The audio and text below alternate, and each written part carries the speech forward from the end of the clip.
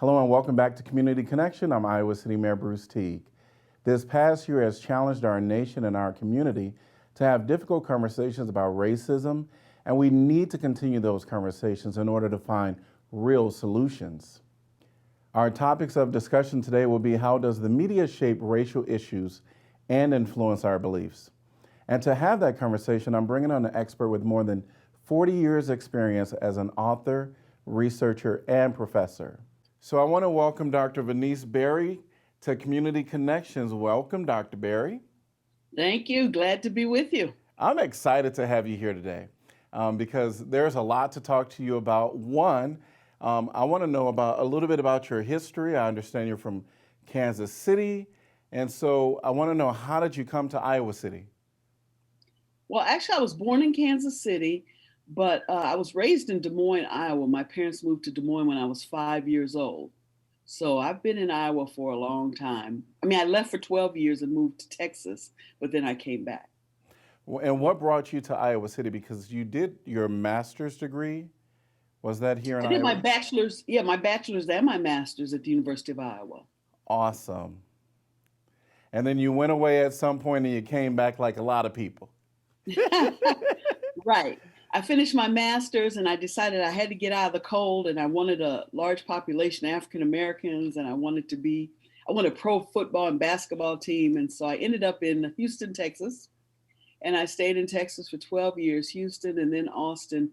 I got my PhD at the University of Texas in Austin.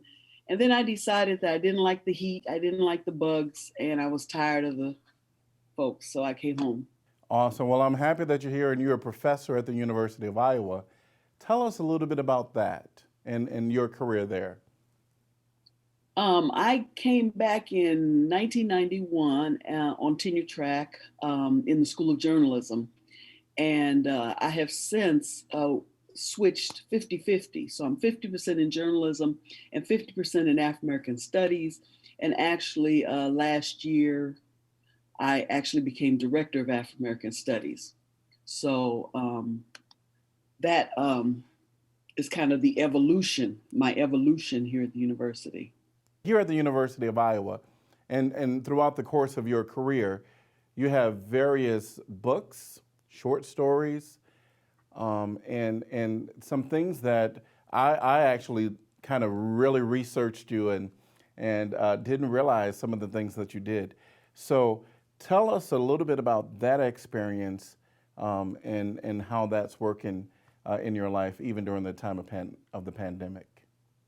Well, I am unique in the sense that I do creative and academic writing. So I have published three novels with Dutton Penguin, which were popular. Working on my fourth one now. I have published a couple of books on African American film with my brother. My brother, Toriano Berry, Stephen Toriano Berry, he was a film professor at Howard for 25 years. He just recently retired and moved back to Iowa, so he's living here now. And we wrote two books on African American film together. And then I've also co-edited a couple of books on Black culture and experience and mediated messages in African American culture. So really just looking at, I call my area African American cultural criticism, and I've looked at a variety of areas of media. My most recent book is called Racialism in the Media. The subtitle is Black Jesus, Black Twitter, and the First Black American President. And I look at, just images of and messages about African Americans in the media, and, how a lot of them become normalized and accepted in our society. Racialism and the media, tell us about that. And so you have the floor. Basically, my exploration of race in media focuses on the stereotypes, biased frames, historical myths, and traditional racism that's perpetuated concerning African American culture. The nature of racial ideology, I argue that it's changed in our society. Yes, there are still ugly racists who push uglier racism, but there are also popular constructions of race that are routinely woven into various mediated images and messages. So the example that's on the screen now is Vogue cover with LeBron James. And you can see very obviously that LeBron and this model have been framed in the same way that King Kong on this poster is framed. Instead of the club, he has a basketball. He holds the model in his arm the way King Kong does, and he has his mouth open and he's growling. And this was a very controversial cover because a lot of people argued that, it was racist. But I guess I have a question in the sense of, or what I want to do is question the difference between racism and stereotypes and biased frames and historical myths, because many of us have really bought into the mediated ideology on race that is, normalized in our society. So the questions I guess you would ask is, indeed, was the person who put this ad together, are they racist? You might argue, why would LeBron James agree to pose like King Kong? Is he okay with racism?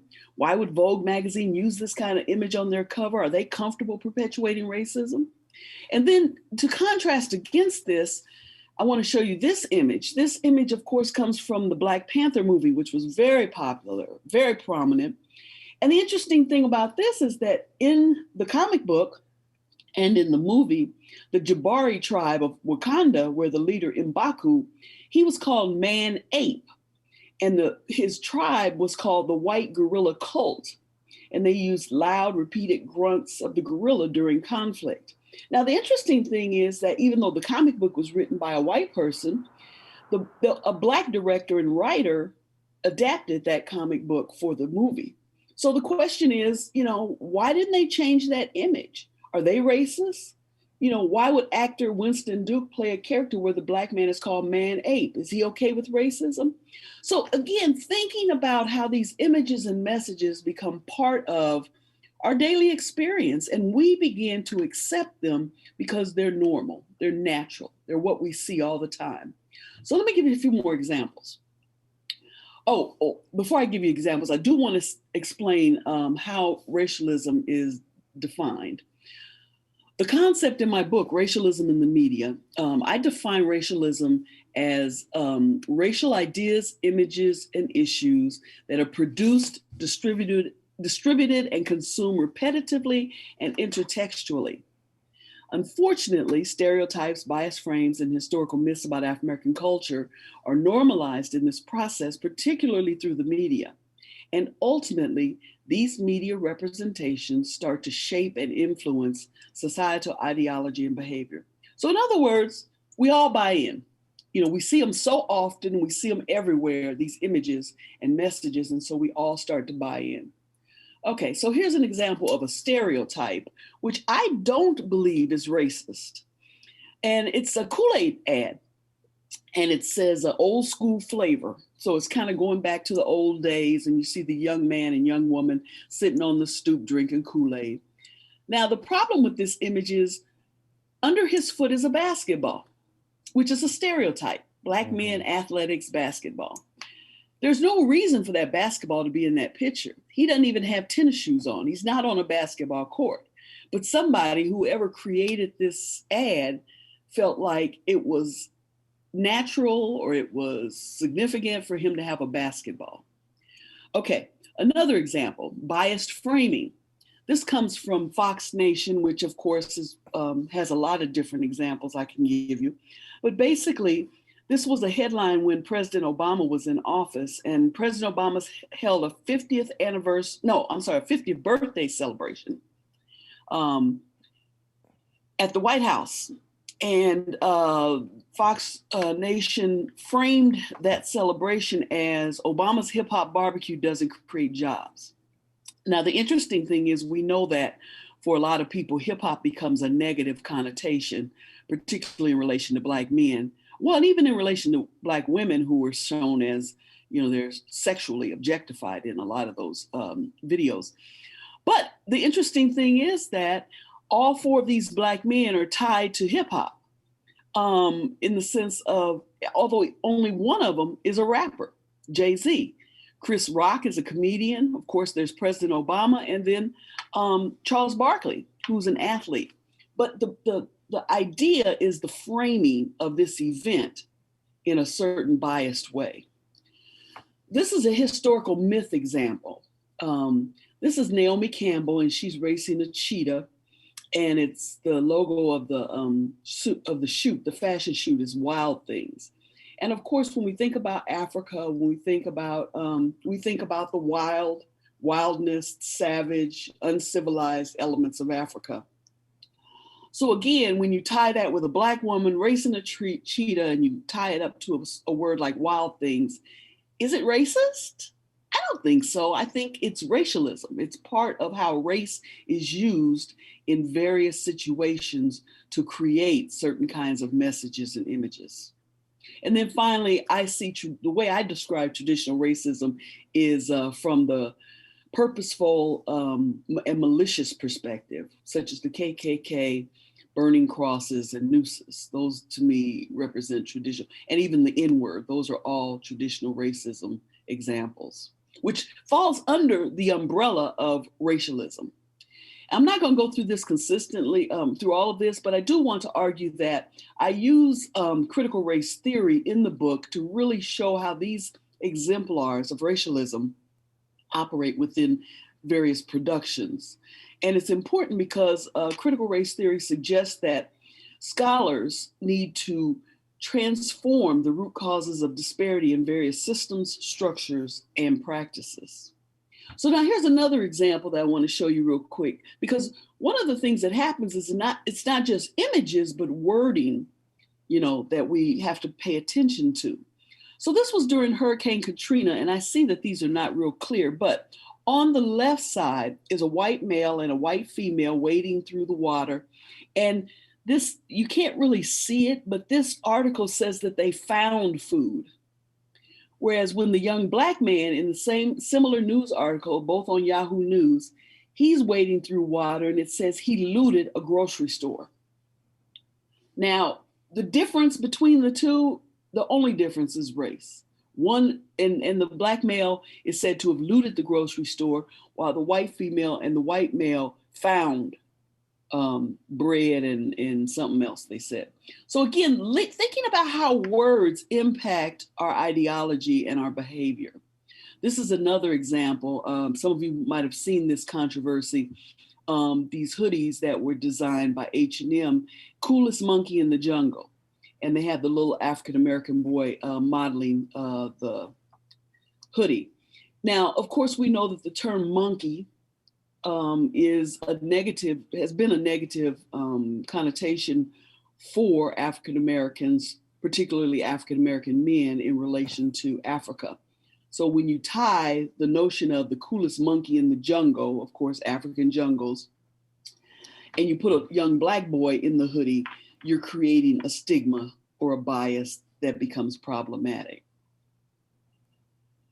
And then Trump called the protesters during the Black Lives Matter movement thugs, despite the fact that the demonstrations were peaceful across much of the United States. So just the terminology to tie Black Lives Matter protests to thugs creates a certain kind of racial and racist connection. And then I also, in the book, just to give you a couple more examples, I talk about Zip Coon stereotypes, and particularly contemporary Zip Coon stereotypes. And two examples I give are Meet the Browns, because the Zip Coon is basically, he's loud, he's ignorant, he's doesn't really understand the English language very well. And Leroy, and he dresses ridiculously like Leroy Brown does in the Meet the Brown series. Also, Chris Tucker can be called a contemporary Zip Coon. In the Friday series, he basically was slow-witted, mumbling, lazy, which is another example of a coon. And in the Rush Hour series, he, gave us the bug-eyed look. He misunderstands and mispronounces words. He has a loud, high-pitched voice. I talk about issues of ghetto fabulousness and how that is framed as Black. Black equals ghetto, and ghetto equals cool. That's some of the commodification of Blackness that we're seeing now in the um, industry. And so you have books like Thugs and the Women Who Love Them. You have rappers who are bling blinging, and then you have the Real Housewives of Atlanta, who, even though they are of upper class status, they act in a more ghetto fashion with fighting and all kinds of craziness that goes on. Now, this is an example of advertising, and I really wanted to show a couple of these because I think these are important because they're not, I don't see them as racist, but they are racialism. So this is Life cereal, the maple and brown sugar. They used a young Black girl and young Black boy on the cover. And then on the regular Life cereal, they used a white mother and a white son. And then this is an example. Nivea says, re-civilize yourself on the left-hand side. And basically, you have the Black man with the short hair cut, and he's getting ready to throw away his, I guess, his natural hair, which is bushy and it's not seen as civilized. And of course, when we start talking about civilized, what are we talking about? We're talking about Africa, savage, uncivilized. So again, tying certain words and certain images to race. And then this one on Gerber's Chew, which is really interesting. I wanted to put this in because this shows you a problem with framing in the sense that they had the white child sitting in front of the Asian and the Black child. And when you position the white child in front of the two minority children, you're creating a kind of, how do I explain it? You're creating a image of superiority, better than, ahead of. Now, they did have some other images that were better framed, but this was an example of a problematic one I wanted to show you. And then finally, this one, these two examples, I love these two examples because to me, they're challenges to the stereotype. So the mammy stereotype, which is usually a plus size woman who's a maid, who's not seen as beautiful and all that kind of thing. This woman who's advertising Pine Sol, she is plus size. She's advertising Pine Sol, which has to do with maid or, cleaning product. But she's in a satin robe and her hair is done immaculately and her nails and her makeup. So she's the opposite of the traditional mammy stereotype. And then on the right side, of course, we see all these negative images of Black men and their children. But Tide has this beautiful ad of a Black man with his child, which gives you an alternative to Black men. The stereotype of Black men is hoods and criminals and drug dealers, etc. I did want to show these images because I think these images are really interesting as well during Barack Obama's presidency. The first one is Jan Brewer in Arizona, who, really wagged her finger in the president's face, in front of the media, which of course creates a kind of negative image in relation to this Black man and this white woman. And, it's almost to me similar to when South Carolina Representative Joe Wilson screamed out, "You lied," during President Obama's congressional address.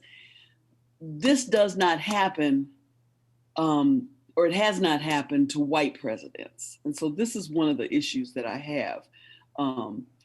But below that is an example of a bumper sticker. And of course, this is definitely racism, that said, "Don't renege" in 2012. And this had to do with Obama's, when he was running for his second term. It says, "Stop repeat offenders, don't reelect Obama." But renege, we know, has a very specific historical and racist perspective. And then finally, the New Yorker cover, the cover of the New Yorker magazine, which I think is an important biased frame in relation to the president, where he's in a Muslim turban and Osama bin Laden's, they're in the Oval Office. Osama bin Laden's picture is hanging above the fireplace. The American flag is burning in the fireplace.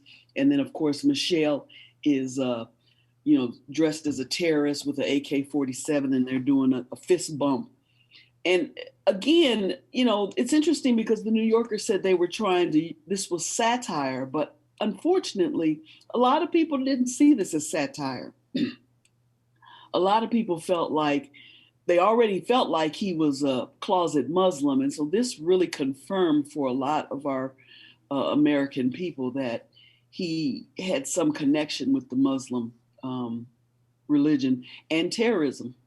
And so I think that we have to be really careful again about the images that we accept and that we promote in our society. Okay, so I'm going to stop sharing now. Well, I absolutely just appreciated you going through that. And I love this image of the dad and his son. Absolutely. That's an image we don't typically see. And as I was sitting here hearing your presentation, some of my mind went back to, oh, how have I been, fed images by the media that is registering with me certain ways, right? Because media, it has like almost taken over, in our nation. I mean, watching television and seeing commercials or even movies or even books, that's all a part of what we're fed. Yes, absolutely. And it becomes a normal part of life. It becomes something that's acceptable, something that, we see as a norm. And so, a lot of times, in my opinion, or someone will yell racism, but I look at it and say, well, is it really racism? Or maybe we need a more nuanced explanation of what racism really is. Because the other thing that I think is interesting is, as I showed with the Black Panther movie, we buy in too. We use these negative images and we perpetuate them. Look at Medea's image that Tyler Perry has created. That's a problematic image. And then Tyler Perry, of course, also created Mr. Brown in Meet the Browns, which is a stereotypical image, but he's an African-American man. And I was thinking about that as you had the Meet the Browns and Chris Tucker up there.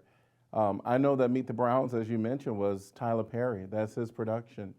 And so there is a point of how can you engage your audience? Who is the audience?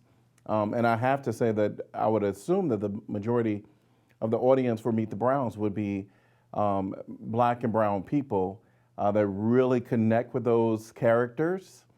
And so it's something that, at least for whatever reason, Tyler Perry thought that would be a good role, a good character to portray. But I do see some of the problematic things because ultimately we're not the only ones watching it. There's other people watching it. Absolutely. Well, and it also we might think about what are the issues that we should be aware of as we accept these images. As our people begin to say, oh, I love Meet the Browns. Oh, it's so funny and da da da da. But yet they're watching this stereotype, and it's a very detrimental stereotype in relation to Black people because Mr. Brown really is he's over the top in a variety of different ways. Right. Not only dress and the way he talks, but his behavior. Everything is over the top. And so if you begin to see that as natural when it comes to African Americans, how does that impact how other people look at us? Yeah, and I guess for myself as I'm thinking through this, I'm going to be fully aware that these are not the norms, right? These are not the norms, but. Well, some of them are. Some of them are the norms, and we need to be aware of that some of them are the norms. We see them everywhere. We see them, people show. They're used to create images and messages about African Americans in our society, and we're so busy hollering racism that we miss some of the most problematic images and messages that are out there because they're seen as normal. They're seen as natural. The little boy with the foot on the basketball. Most people wouldn't look at that and think anything about it. But what it does is it reaffirms this idea about Blacks and athletics. Mm-hmm. Even though, like I said, You could tell he probably ain't played a day of basketball. Yeah, I am no sportsman, that's for sure. So, yes. Well, thank you so much for bringing the images and talking through that. I really believe that the content can help all of us out there think a little more critical about the media images that are entering into our minds, because I think we need to think critically about that and a little more than just being entertained.